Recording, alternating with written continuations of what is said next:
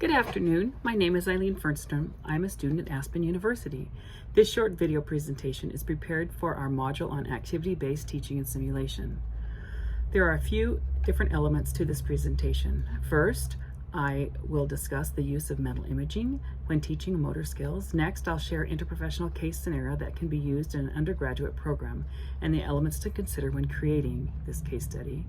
The third topic for discussion is describing a clinical situation that can be translated into a simulation, as well as how that looks and what will be learned. Next, I have drafted a scenario that has an element of end of life and patient autonomy, both topics that often have an ethical component. Lastly, I've created a word search puzzle to review the instructional methods and other concepts discussed in this module. So let's get started with mental imagery. Using mental imagery when learning motor skills can be very effective. There are reports of professional athletes using mental imagery to improve a skill related to athletic performance. The same process can be helpful in teaching a new motor skill or relearning an old one to a patient who has deficits with mobility, for example. From personal experience in helping a patient to learn to walk with appropriate mechanics after a few years of not, mental imagery could have been very helpful. After walking with this limp and leg swinging for many months, it was a struggle for this patient to get the mechanics mastered at walking appropriately with a heel-toe motion.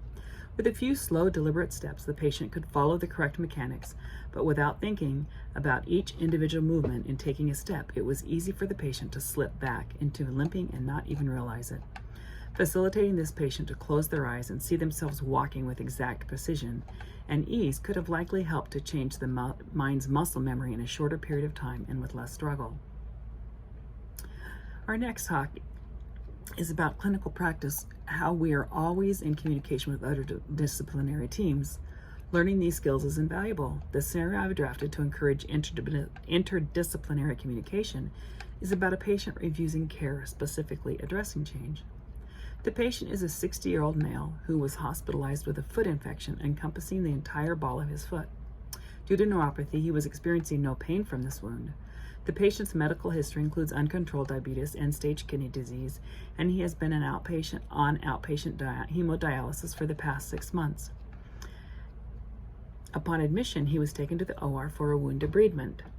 At about 10 a.m. on post-op day 2, he spiked a fever and the dressing was soaked with yellow and pink fluid. There was a physician order for a dressing change, and the nurse also needed to assess the wound. The primary RN entered the room to change the dressing and assess the wound. The patient refused to allow the RN to touch him. Referring to the multiple steps in creating a scenario found in Bradshaw, first is to identify the who, what, when, and how of the multidisciplinary scenario. In answer to the who, this scenario is geared to, it is the primary bed nurse, the wound care nurse, as well as the resident and attending physician. The what are concepts being taught in the scenario. Those concepts include appropriate patient care, escalation process, patient education, and of course documentation.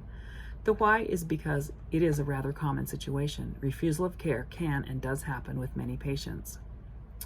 The next step is to go into the field, meaning to have the scenario based on a real clinical case, which this definitely is. The supplementary data would include medical history and the change in patient status, i.e. spiking a fever. The remaining 3 steps include double-checking the scenario by seeking feedback from another healthcare professional, and as the scenario is integrated and used in an education program, to continue and evaluate the effectiveness of the scenario in teaching the concepts intending to be taught. Lastly, we're encouraged to revise, revisit, and refine on a regular basis.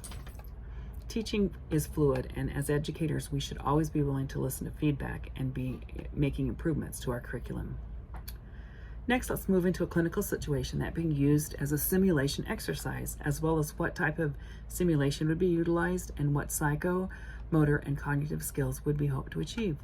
Lastly, what is the role of the educator and what are the important elements of the debrief session? The scenario pertains to a 63-year-old male patient with a history of gunshot wound 10 years prior, resulting in paraplegia. The patient was admitted with shortness of breath and fever, which had been getting worse over the past 5 days. His chest x-ray showed pleural effusion and a suspected mass. The patient was taken from the ED for a CT scan. While in the CT scanner, the RN accompanying the patient noticed that the patient's oxygenation began to decline. He arrived on the floor on 4 liters of oxygen. His saturation was at 98%. The RN noticed that they are declining quickly and went down to 92%, 87%, and then to 62%. On one of the students could play the part of the patient, making this a patient simulation. Other roles to be assigned could be the radiology tech, who is running the CT equipment, the bedside nurse who accompanied the patient to the CT scan, and the physician and respiratory therapist who would arrive if a rapid response was called. As an educator, my role would be to ask questions, guide the team to use critical thinking, and to learn the proper interventions. And then after the simulation, it is imperative that a debrief be held. It is important for the students to reflect on their experience and share how they are feeling about the actions they took and the connections to their clinical experience, or even connections to their clinical inexperience.